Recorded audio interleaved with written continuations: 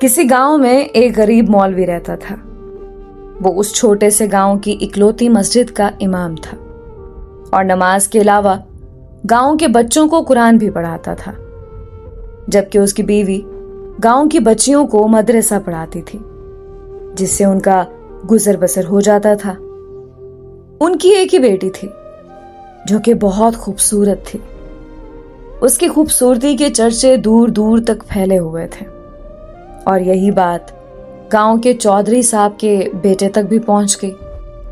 اس نے موقع کی تلاش شروع کر دی کہ کسی طرح ایک بار اس حسین لڑکی کو دیکھ لے، آخر وہ ہے کیا بلا۔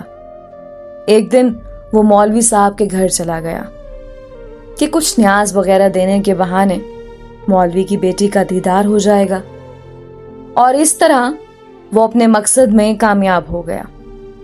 جب امام صاحب مسجد میں نماز پڑھا رہے تھے تو اس نے دروازے پر دستک دی اور مولوی کی بیٹی کی آواز آئی، کون؟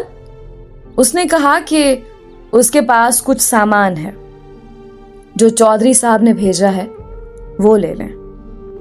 لڑکی نے کہا کہ آپ دروازے میں رکھ دیں، میں اٹھا لوں گی۔ اس نے سامان رکھا اور وہیں انتظار کرنے لگا۔ جب لڑکی نے سمجھا کہ سامان رکھنے والا چلا گیا ہے تو اس نے سامان اٹھانے کے لیے دروازہ کھولا تو اس لڑکے نے اسے دیکھ لیا، دیکھا ہی نہیں بلکہ اس پر عاشق ہو گیا اور وہیں اپنا دل دے بیٹھا۔ لڑکا گھر آیا اور ضد پکڑ لی کہ اس نے شادی کرنی ہے تو مولوی کی بیٹی سے ہی کرنی ہے۔ چودھری صاحب اس رشتے کے حق میں نہیں تھے۔ انہوں نے بیٹے سے کہا کہ میں جا کر مولوی صاحب سے بات کرتا ہوں۔ چودھری صاحب آئے اور مولوی سے کہا کہ میرا بیٹا شراب پیتا ہے، جوا کھیلتا ہے اور ہر برائی ہے اس میں اپنے بیٹے کے لیے آپ کی بیٹی کا رشتہ مانگنے آیا ہوں۔ اگر آپ انکار کریں گے تو میں ہنسی خوشی چلا جاؤں گا، یہ نہ سوچنا کہ میری ناراضگی آپ کی زندگی میں کوئی خلل ڈالے گی۔ اب ظاہر سی بات ہے مولوی صاحب نے انکار ہی کرنا تھا۔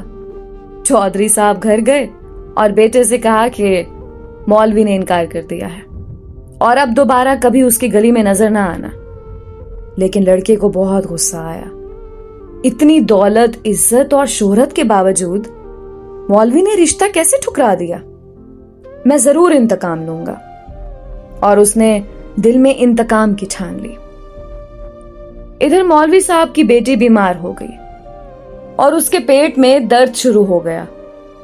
پہلے تو وہ گھریلو ٹوٹکوں سے علاج کرتے رہے، لیکن جب بیٹی کا پیٹ پھولنے لگا تو وہ گاؤں کے واحد حکیم کے پاس چلے گئے۔ اس وقت الٹرا ساؤنڈ وغیرہ اور جدید آلات تو تھے نہیں، لہٰذا حکیم صاحب نے بچی کی نبض چیک کی، پیٹ درد کی شدت کا جانچتے ہوئے بتایا کہ آپ کی بیٹی حاملہ ہے۔ مولوی کے گھر میں تو جیسے کوہرام مچ گیا، ایک قیامت آن پڑی۔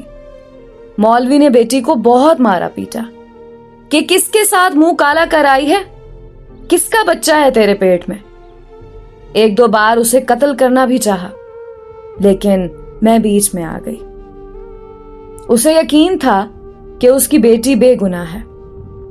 وہاں ان کی بیٹی بھی اس امتحان پر اللہ سے امید لگا کر بیٹھ گئی کہ اب کوئی معجزہ ہی اسے اس ناکردہ گناہ سے نکال سکتا ہے۔ ادھر چودھری کے بیٹے نے جب 2-3 بار مولوی کو بیٹی کے ہمراہ حکیم کے پاس جاتا دیکھا تو حکیم کے پاس چلا گیا۔ تھوڑی سی رقم ادا کی تو حکیم نے ساری بات اگل دی۔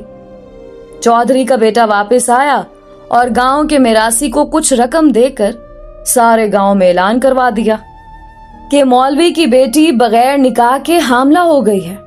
گاؤں کی عورتیں مولوی کے گھر آنے لگیں اور پوچھنے لگیں کہ ایسا کیا ہو گیا ہے کہ بیٹی کو یہ گناہ کرنا پڑا، اس کی شادی کیوں نہ کروا دی، کس کے ساتھ منہ کالا کیا۔ غرض جتنے منہ اتنی باتیں۔ گاؤں کی پنچایت نے مولوی صاحب سے امامت واپس لے لی اور انہیں 1 ماہ کا وقت دے دیا کہ وہ اپنی رہائش کا بندوبست کسی اور گاؤں میں کر لیں۔ گاؤں والوں نے بھی اپنی بچیوں کو مولوی کی بیوی کے پاس بھیجنا چھوڑ دیا۔ ہر طرف سے मौलवी साहब परेशानियों में घेरे जा चुके थे। उन्हें कोई रास्ता दिखाई नहीं दे रहा था। एक दिन वो परेशानी के आलम में बैठे थे कि दरवाजे पर दस्तक हुई। जाकर दरवाजा खोला तो सामने एक खूबरू नौजवान खड़ा था। अंदर आने की इजाजत तलब की तो मौलवी साहब परेशानी के आलम में कुछ सोचने लगे। लड़का समझ गया और अपना तारुफ करवाया कि मैं आपका शागिर्द हूं, बचपन में आपसे कुरान पढ़ा है, फलां शख्स का बेटा हूं और बराबर वाले गांव से आया हूं। मौलवी साहब ने पहचान लिया और उसे अंदर ले आए। उसने अपने आने का मकसद बताते हुए कहा कि उसे मालूम हुआ है कि आपकी बेटी के साथ ये माजरा पेश आया है। मजीद बताया कि वो शहर से हिकमत का कोर्स मुकम्मल करके आया है और गांव में हिकमत खाना बनाने का इरादा रखता है, लेकिन आते ही उसे इस बात का इल्म हुआ तो उसे यकीन नहीं आया कि ये वाकया सच है और वो इसका राज मालूम करने पहुंच गया। मौलवी साहब को भी कुछ उम्मीद सी नजर आने लगी। उस लड़के ने मौलवी साहब की बेटी की नब्ज देखी, कुछ तफसीलात पूछी और फिर कुछ सोचते हुए मौलवी साहब से एक बकरे और एक कुत्ते का बंदोबस्त करने को कहा। जब लड़की को दिन का खाना खाने से मना किया और भूखा रहने को कहा, उसकी बात पर अमल करना पड़ा। मौलवी साहब और करते भी क्या, डूबते को तिनके का सहारा। रात तक सारा बंदोबस्त कर दिया। लड़के यानी हकीम ने गांव की कुछ मुअज़्ज़िज़ औरतों को भी बुलवा लिया और उनसे बकरे का गोश्त पकवाने को कहा। जब गोश्त पक चुका तो उस लड़के ने लड़की से कहा कि पेट भर कर गोश्त खाओ। लड़की भी सुबह से भूखी थी, जी भर कर गोश्त खाया। जब लड़की ने गोश्त खा लिया तो उस वक्त तक मोहल्ले के कुछ मजीद लोग भी मौलवी के घर के बाहर जमा होना शुरू हो गए कि यहाँ क्या माजरा चल रहा है।